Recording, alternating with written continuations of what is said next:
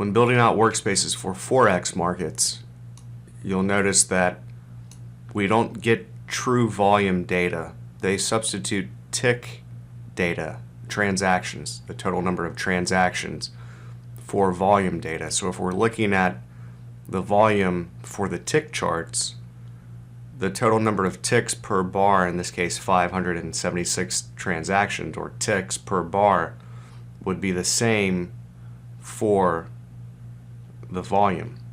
So in this case, all of the volume bars are going to be the same because it's not true volume, it's total number of ticks. So we simply cannot use true volume. The volume per second is going to give us total number of transactions per second. So you can see the high volume per second, especially at major turning points like you have here, very high volume per second at the low on the reversal bar, very high volume per second, which is transactions again, at this low, and then at this high into that swing high. You'll get decent signals out of the volume per second and the relative volume, but you're not going to be able to use the true volume for the tick charts because that volume data is simply inaccessible. No one provides it. I think you can potentially get it from interactive brokers, but it would be on a minute-to-minute basis, I believe, and that's not going to be true volume anyway. So we simply wouldn't use the true volume indicators on the tick charts. So I'll remove those. And this just happens to be a kind of a bad day to use the volume per second as an example because of the jobless claims report, the unemployment data. So typically the volume per second, when it comes to true volume, is going to plot much more quickly than it would when using transactions, because what we're looking for in the volume per second and the volume for the tick charts is the total number of contracts per tick to get a better idea of when some of the larger traders are stepping in and trading multiple contracts. We simply don't have access to that data. So it really would be beneficial and better to use the futures contracts and substitute for the Forex and get your signals from the futures and then trade the Forex if you have a Forex trading account. But we can alter the volume per second a little bit so that we get more signals out of it. So rather than using 4 standard deviations for the cutoff, we'll make it 3, and then we'll get quite a few more signals in here. Looking at these very high volume per second signals, you see this is the very last bar at the high. I could make that even lower. We could say 2.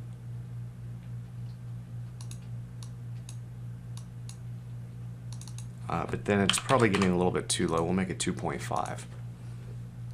And then we get some more signals in here. You get one at this low, one at this little swing high, and then at the next swing low, and then of course at that swing high, and not quite at that swing high. This is more of a volume divergence swing high. So we get it at that high, and then it drifts down and then goes back up and plots much more slowly on that bar.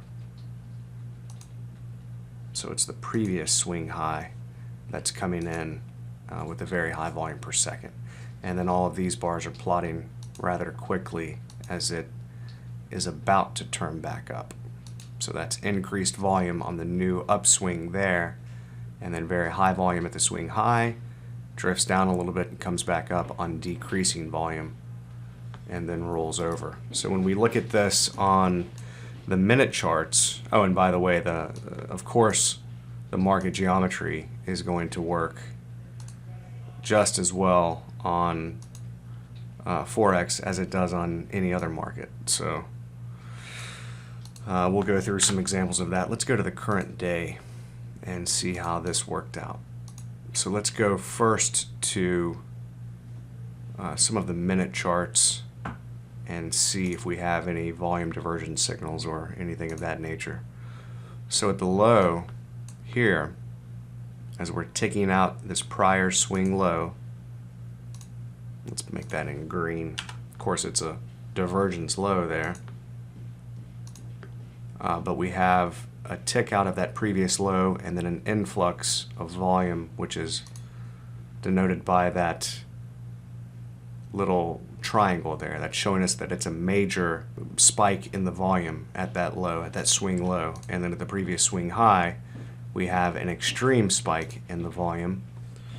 And then, of course, we get the sign of weakness. And this is all due to that report in the jobless unemployment numbers. And then it comes back up to test that previous high on decreasing volume. Let's mark that by the swing high here. And it does that on decreasing volume into that high. And you can see the last attempt at driving prices higher is on much, much less total relative volume. And in this case, we're looking at transactions, which is a decent proxy for volume. It's really the best that we can do with Forex.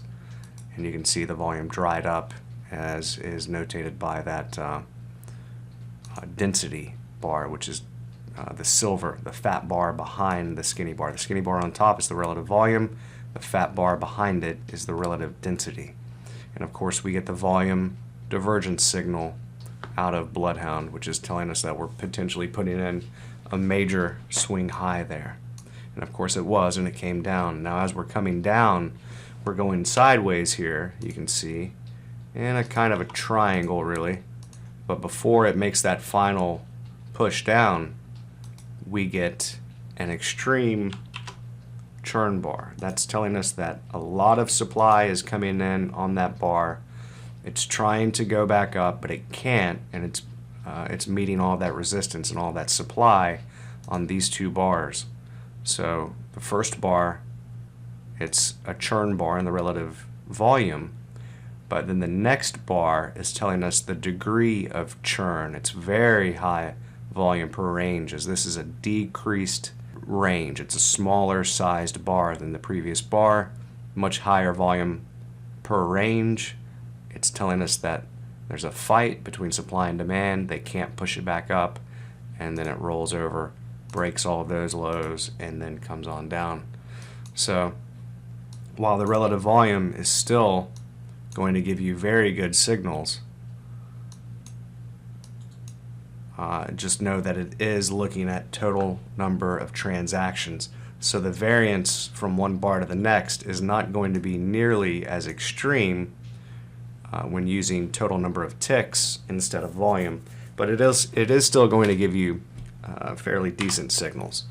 It's just not 100% true volume, which unfortunately is just not something we have access to in the Forex markets. So it may behoove you to use the futures contract or do both the futures and the Forex, and then you could simply initiate your position on the Forex market. Now this is a very special signal right here, and here we're looking at divergence in the RSI on this swing low, and then this swing low is double divergence. Let me make that a different color so that it pops for you and you can really see.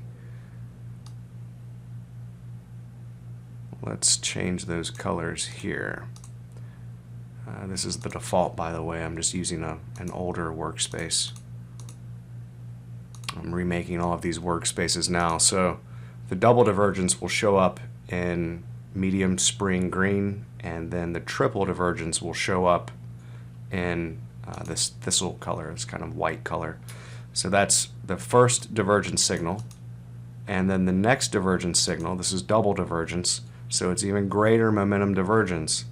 And then finally on this last one we have triple divergence. So it's waning momentum all the way down into this final low. It's almost like 3 drives to a low. It's not quite the same. I mean, here you do have a drive. Well, let's say here you have a drive, and then here you have another one, and then another one. They're just not really similar in size and scope, but that's what this attempts to find, is these 3 drives into a low or 3 drives into a high, and those end up being very high probability areas of reversal. And you can see on that low we have a major spike in the relative volume, which is also a climax bar. And those at the end of a move on the reversal bar back up, we're coming down, it reverses back up. Those tend to be the start of your next leg up, and this just happens to be a major reversal back up to the upside. And of course you have your 1, 2, 3, 4, 5 waves into that high, which is just typical. You see that happen day in and day out. And of course your Elliott wave labeling system is very simple and easy to use, and then likewise is the market geometry. As we come down perfectly to that lower median line after breaking through the channel line here. It's kind of our last place for a reversal. Here we would look for an attempt at pushing higher. We get absolutely no attempt at pushing higher. It immediately breaks through, pulls back to the underside of that median line and channel line, and then comes right down to that final place for it to reverse up from, which is that lower median line. And that's just typical. We see these things all day, every day. So here we would be looking for, and you see how the oscillators show this kind of half transparent look. It's because I'm trying to save memory and CPU load by only allowing the drawing objects to plot on the visible chart. So as you scroll back and do any type of back testing, you simply want to hit F5 on the chart to reload, or reload NinjaScript. You see F5 on your keyboard to reload the NinjaScript. And then it will plot all of the drawing objects visible and all the way to the current bar. And there we go. And then here at this high, you have a huge amount of relative volume, upwards of 400%. It's a very good chance of a high right there. So that's a very good chance of putting in a major reversal right there. And of course here we have another volume divergence signal right there, as you can see in Bloodhound. So just going back and looking at some of these different setups, you can see here, I'm just trying to look at the day session, the morning session. Here we have a divergence low, comes back up, and it tests these previous lows. I'm wondering if the volume profile tool is going to work for total number of ticks. Yeah, it does show you total number of ticks. So the value area of that swing right there, the value area high, is right here. It's also the volume cluster high. And that's coinciding perfectly with this swing high right there. So we'll mark that all the way out. You can actually extend these lines and then plot them over here on the right, if you will, if you want to, I mean. So as we come up into that high, we get a buying climax, which is also a major spike in the relative volume. And then the next bar is a doji, and it rolls over. So at these little minor corrections, you'll tend to see these minor spikes in the relative volume. And here we have kind of a major spike. Now that's the end of the session. Or well, it's noon. I'm not sure how they work kind of a day session close in the Forex. I know in the futures it would be at 1 o'clock my time. So 2 o'clock. Actually, it would be 2 o'clock Central, sorry, so 2 o'clock my time. Here at the end of this correction, we have another major spike, but it's also a very low density bar. It's only 82% in the density, meaning that the buying pressure is drying up. And you see it's coinciding with a previous swing high from an extreme spike in the relative volume.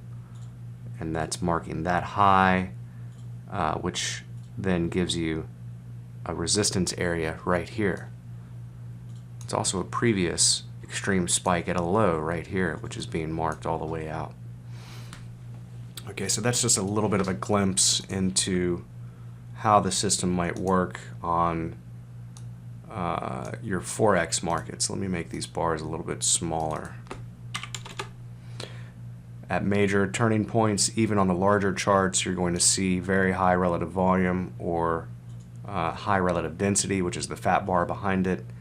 When it's very high relative density, it'll be either that green or kind of hot pink color, and that's denoting churn, or at a low, demand coming in, at a high, supply coming in, as we see here and up in here.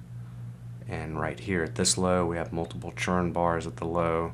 The market geometry, I'm sure you can just see by any of my videos how incredible market geometry works.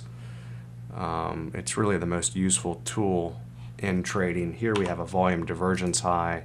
It's actually double divergence in our divergence solving indicator. All of these signals can be read by Bloodhound. Here we have another volume divergence signal with true divergence in the RSI. So here we have a huge amount of supply coming in. We get a little bit of a pullback and then come back up to test, and those final two bars at the top are both churn bars indicating supply coming into the market, and then it comes down. We get the nice correction back up, comes back, makes a little tiny double top there, so maybe a couple of ticks higher on a buying climax into the high, and then a selling climax to reverse back down for the next kickoff of that down move. Remember how I said you'll typically see these big reversal bars that are climax bars to kick off the next down move. So pretty interesting the way all of this pieces together to find these major turning points. There's the hourly. The previous chart was the 4-hour. Obviously extreme spikes at just about every major swing high or low, or at least churn bars. There's a 10,000 tick, divergence marking just about every single major swing high or low.